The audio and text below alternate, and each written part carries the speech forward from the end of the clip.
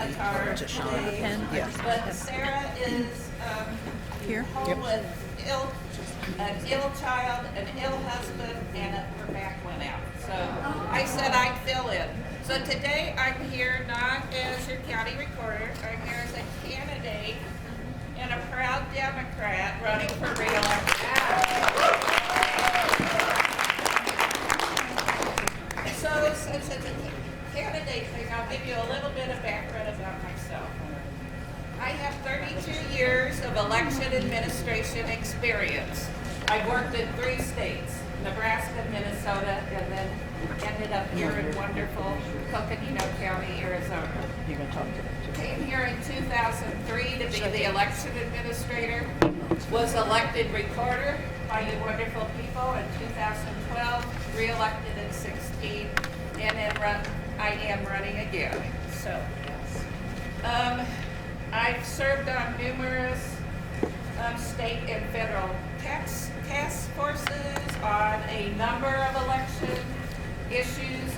Lately, a lot of what I've been working with and talking about is making our polling places more accessible to voters that have disabilities, and also our Native American outreach program. Things I've accomplished recently in my last term is we've introduced the biennial voter guide. I hope all of you got one.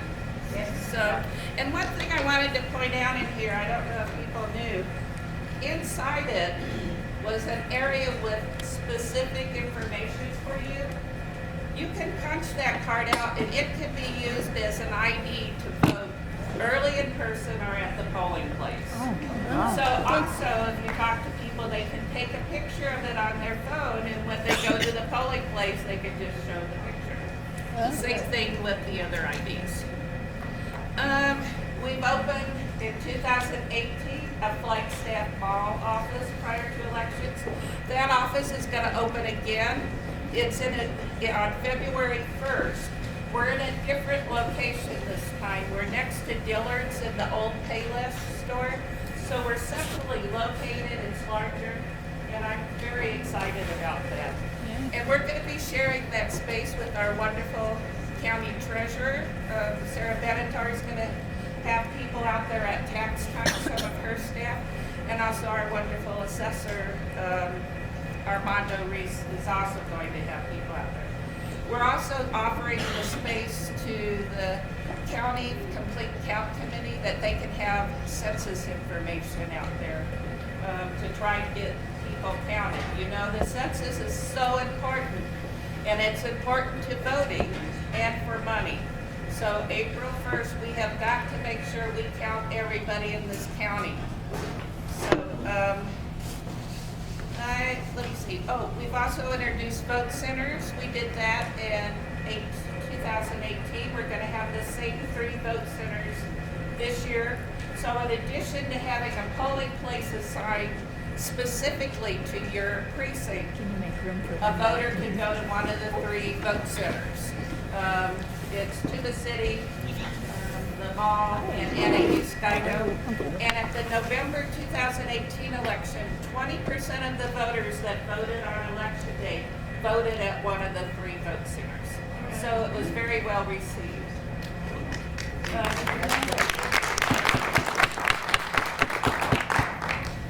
I've been president of the Recorders Association, serving as board member on the Arizona Association of County Officials. So they also have to hear from me quite often. Recently we worked with DHD, Department of Homeland Security, and they did a security review of our election processes and also our facilities.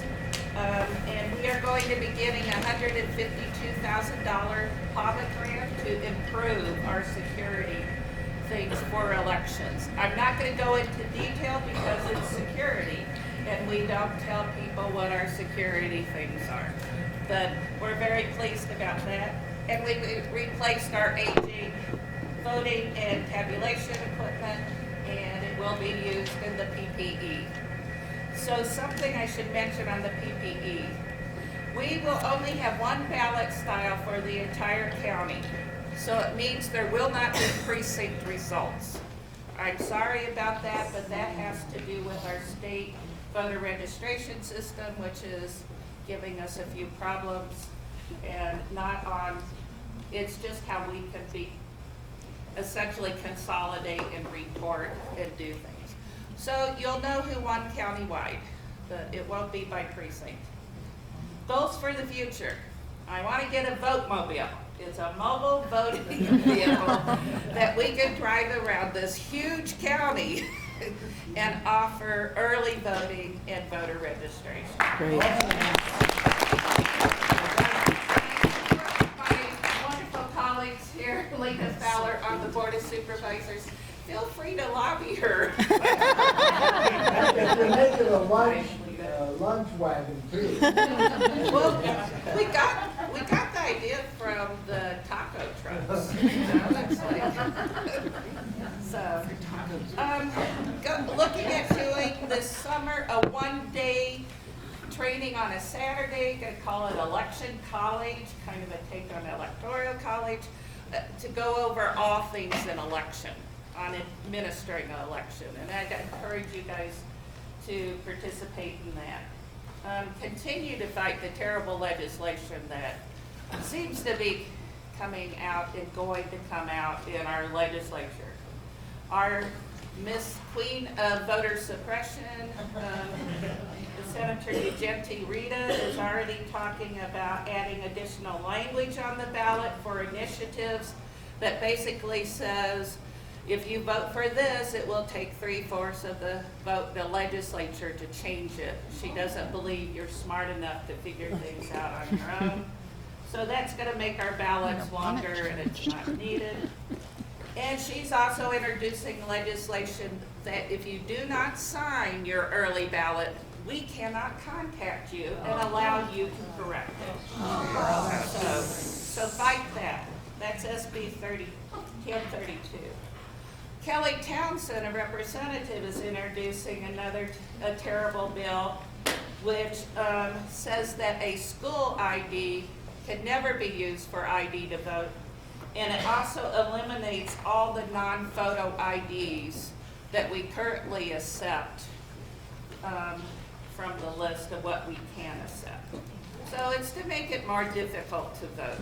So please keep an eye on that. Daryl, are you here? Yeah. Okay, Daryl, I know you keep everybody up on what's going on at the legislature. I try, yeah. And hopefully you will follow his lead and fight this stuff. Yeah. That last one you just mentioned, does it have a SB number? Yes, SB, oh, it's an HB because it's in the House, Okay. 2043. Thank you. Okay, things I'm going to continue to fight for is the expansion of the voting franchise, such as eliminating ID to vote either early or in person. We have had zero instance of a person impersonating someone else to vote in Arizona. And there's only like 23 probable cases over the last 10 years. They weren't convicted, but you know, nationwide, there is no reason for it. People do not impersonate other people and go to polling places. But it does keep, in our county, it keeps at least 100 to 150 people from having their ballots counted on election day. There's no reason for it. Okay, I'm going to keep fighting for election day voter registration and our automatic voter registration. And I'm hoping we can expand the vote centers to more locations in the future. Good news on legislation. The County Recorders Association, we have getting a bill introduced to allow us to do early voting on the weekend prior to the election. Last session, I can't remember if it was Ugenti Rita, but one of the voter suppression legislators had a law passed that you have to show ID to vote early in person. And the weekend before, you have to sign an affidavit guilty of perjury if it's not true, saying you have an emergency. So we're trying to get rid of that. There's no reason for that. That's an archaic requirement from back when we had paper rosters. Also, the Attorney General in the procedures manual that we all have to follow in election people in Arizona, they took out an item that would have allowed us what we were doing in 2018. It said, what we were doing is if we had mailed you an early ballot and it had not been returned, because of electronic poll books, we knew you had not voted it, so you got to vote a regular ballot. Well, now they're saying we have to make you vote a provisional. So that means our provisional ballots will go up around 5,000 instead of going down to about the 1,500 to 2,000 that they did when we implemented this. So we're trying to get legislation introduced to allow us to do that. And recently there was a victory in the courts. The federal court said that Arizona was not following the National Voter Registration Act, NVRA, and so when you update your you update your address with getting your driver's license, it will automatically update your voter registration. It's an opt-out. So you'd have to say, no, I don't want it to update. If you don't, it's going to automatically update. That's great. And I just want to end that some people think there's not a difference between a Democratic county recorder and a Republican county recorder. And there is going to be an effort in this legislature, I think, to have county boards appoint the county offices, such as county recorder. I don't like that. I think it's good to have you guys determine who's going to be conducting your elections. This legislation's coming out because of a problem in Maricopa County with their assessor. So I encourage all of you to keep an eye on that. Think about it. I'd be happy to come back and talk about the difference. I have worked in states where you were a civil servant versus as an elected official. And I can tell you, being a civil servant, your hands are tied a whole bunch more than if you're elected. So one final thing, recommending 2 books that are coming out. If you're interested on voter suppression, there's a book, One Person, No Vote. It's written by the woman who wrote White Rage, but it's a history of the rise of voter suppression in the country right now. And what's really interesting is she talks about the first part of the book. I recommend just reading that if you don't read the whole book. It's about how post-Civil War, how they used arguments such as the integrity of the election and the security of the election to pass all of those terrible laws that kept a large segment of our population from being able to vote. And Stacey Abrams is coming out with a book, I don't know the name of it, in June, which will also be on voter suppression. So, sorry, I hope I didn't talk too long. You know, if you get me up there to hear if I talk and talk, I can answer any questions. Otherwise, Are there any Republicans crazy enough out there to be declaring a run against you? well, thank you for the question. Right now, nobody has filed paperwork to run against me. So I do hope, though I used to make all my friends angry in that I'd always be in the news saying, well, nobody's filing to run for office, for these offices. But almost all of the county incumbents are unopposed. So That's great. yeah. Well, I don't know. I think people shouldn't have choices, truthfully. And like, none of the issues I think are important will be covered in the media because I don't have an opponent. And so that makes it a little frustrating. So they tend to concentrate on the elections where there are, people running against each other. There's a contest. Yeah. Has there been a move here to have a vote by mail like Oregon does, or is it because maybe because of the Native Americans don't have addresses, or? Thank Can you. Talk about that? Yeah. Thank you for bringing that up. I should have listed that on my list. The county recorders are having a legislator introduce allowing counties to conduct their elections all by mail.